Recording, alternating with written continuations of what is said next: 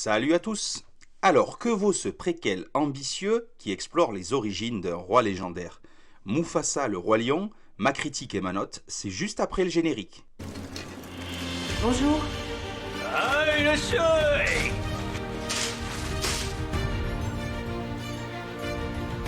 Excuse-moi. Bonjour. Et t'es qui, toi? Je suis Gandalf le Blanc. Oh, bien sûr. Vite tu cherches. Vite t'as trouvé. Tu veux une petite pépelle? Merde. Ah non, je suis prêt, allons-y, je me sens très en forme. Les nouveaux, bien sûr, alors évidemment. Ça fait plaisir. Bon, est-ce que vous avez tous compris?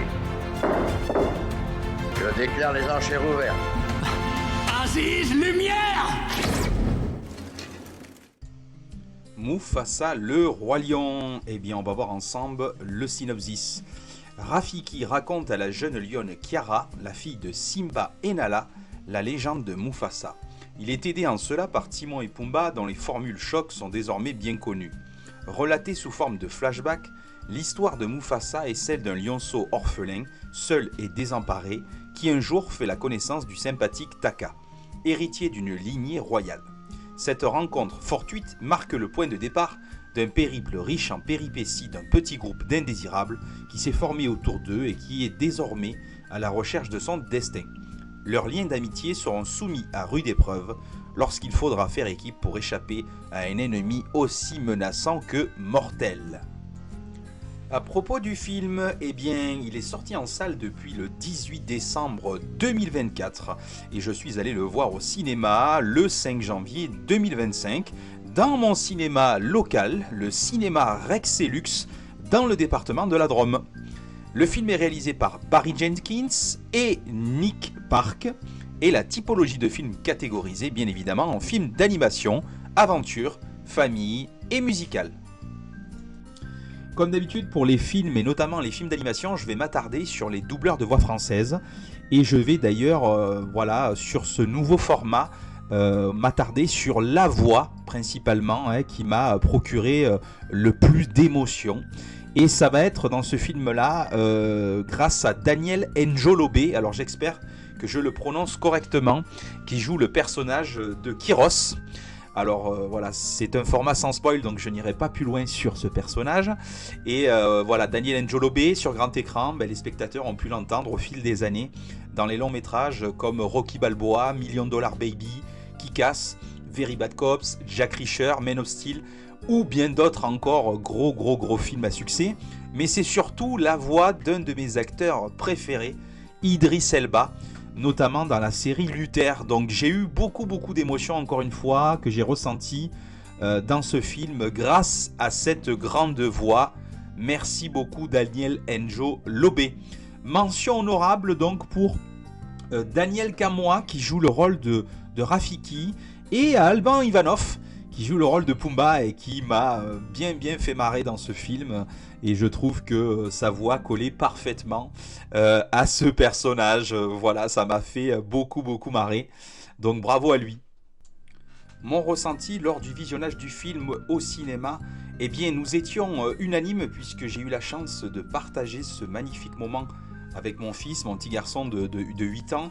Et nous avons trouvé tout simplement ce film excellent. On a passé un moment merveilleux. Je l'ai adoré de bout en bout. Avec, pour ma part, bien évidemment, je suis de 86, j'ai 38 ans.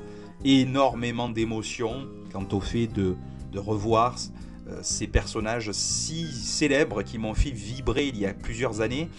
Et bien évidemment aussi de découvrir les nouveaux personnages, cette nouvelle histoire, donc j'ai envie déjà de le revoir. Je vous en dis plus dans ma critique juste après. Ma critique de Mufasa le roi lion, nostalgie, majesté, émotion. Le roi est de retour.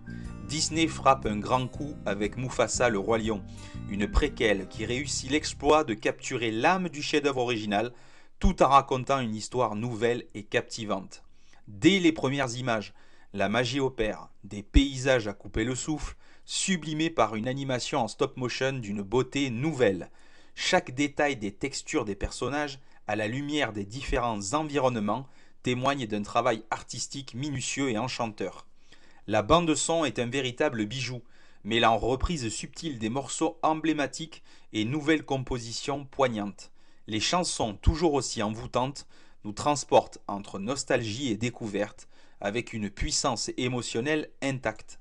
Le scénario, quant à lui, est une vraie réussite. Loin de se contenter d'une simple origin story, Mufasa le Roi Lion plonge dans les thèmes de la résilience, du courage et de la transmission, tout en offrant des clins d'œil savoureux aux fans originels. Chaque personnage, qu'il s'agisse de figures familières ou de nouvelles têtes, est écrit avec soin, apportant profondeur et authenticité à l'histoire. L'émotion est au rendez-vous. Entre rires, larmes et moments de pure contemplation, Mufasa le Roi Lion touche en plein cœur, mêlant respect de l'héritage et innovation audacieuse. Disney prouve une fois encore qu'il reste maître dans l'art de raconter des histoires universelles et intemporelles. Mufasa n'est pas seulement un film, c'est une expérience sensorielle et émotionnelle unique, à voir absolument. Vous aviez pu le déceler notamment durant la vidéo, je vais attribuer ma note globale à ce Mufasa le Roi Lion. Eh bien, je vais lui donner la note maximale de 5 étoiles sur 5. Mon fils et moi, on a passé un moment, mais vraiment exceptionnel. Beaucoup d'émotions, notamment pour moi, qui avait adoré le film originel, Le Roi Lion. Donc voilà, tout simplement, j'ai adoré, j'ai passé un excellent moment. Et j'ai déjà envie de le revoir. Donc je vous conseille de foncer en salle de cinéma pour aller voir ce Mufasa le Roi Lion. Les prochaines critiques en approche sur ma chaîne, eh bien ça sera Sonic 3, que j'irai voir au cinéma bien évidemment, la deuxième saison de Perfil Falso, faux profil sur Netflix, une série plutôt sympa, et bien évidemment le nouveau film de Guillaume Canet, Ad Vitam, également sur la plateforme Netflix. Merci d'avoir regardé ou écouté cette critique. Pour recevoir en temps réel les notifications, n'oubliez pas de cliquer sur la cloche.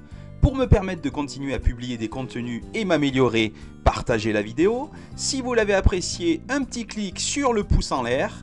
Et bien sûr, abonnez-vous.